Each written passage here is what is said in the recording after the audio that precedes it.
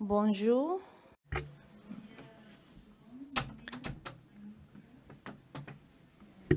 Haré mi intervención en castellano que me... Bon dia, parlaré en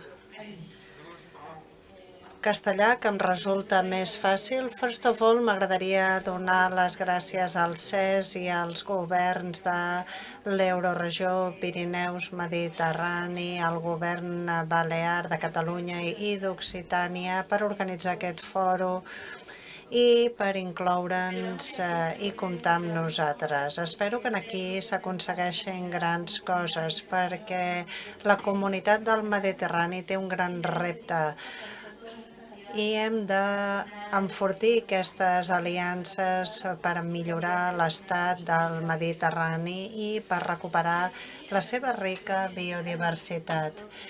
Jo represento les entitats del tercer sector de les Illes Balears. S'han fet reunions abans per consensuar i articular les respostes dels diferents desafiaments de la contaminació del plàstic en el context balear, on tenim una indústria turística i una pressió sobre el territori molt forta.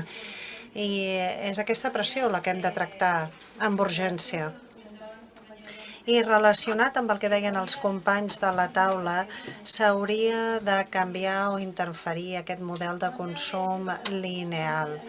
Com a mostra d'aquest treball, tenim la iniciativa que hem dut a terme entre les diferents organitzacions de les Illes Balears, una per al sector d'hotels i cafeteries. Som 4 illes, un objectiu comú, Save the Med, també Preservation, el Consell de Mallorca, Beyond Plastic Med, Free Plastic, són les entitats que hi han col·laborat. Aquesta certificació s'ha fet per intervenir en el model de consum turístic. Es vol intervenir sota una autoavaluació de 23 categories de productes que apareixen normalment a la recollida de productes, de deixalles a les platges. A través d'aquesta autoavaluació les empreses es poden identificar. També tenim un informe de resultats i millores i s'inicia un procés d'auditoria. Començarem llavors amb una obtenció de certificat amb diferents estrelles. Aconseguim una estrella si les organitzacions han complert amb la llei de residus balears i si també tenen en compte la llei de la circularitat en el sector turístic. Ens agrada haver escoltat a la Nathalie perquè ens agraden aquestes alternatives honestes per poder eliminar tot això que és innecessari amb aquests plàstics d'un únic ús, substituir-ho en processos i serveis i també incloure aquells productes que es poden biodegradar d'una manera natural, el paper i el cartró. I en quart lloc,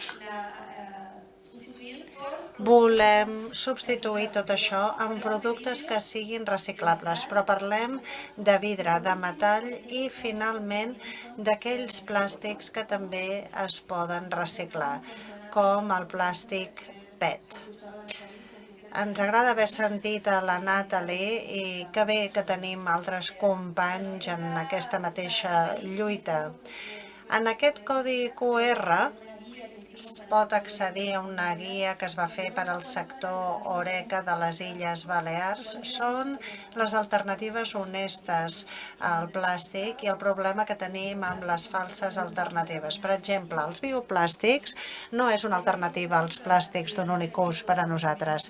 I amb això hem pogut reduir 17.200 quilos de plàstic en menys d'un any.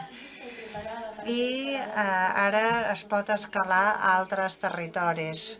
Per a nosaltres seria un plaer, després de tot aquest esforç, poder anar a altres territoris per dur a terme aquesta feina que s'ha de fer. Cal intervenir en la indústria turística, que és un gran generador de residus. Moltes gràcies.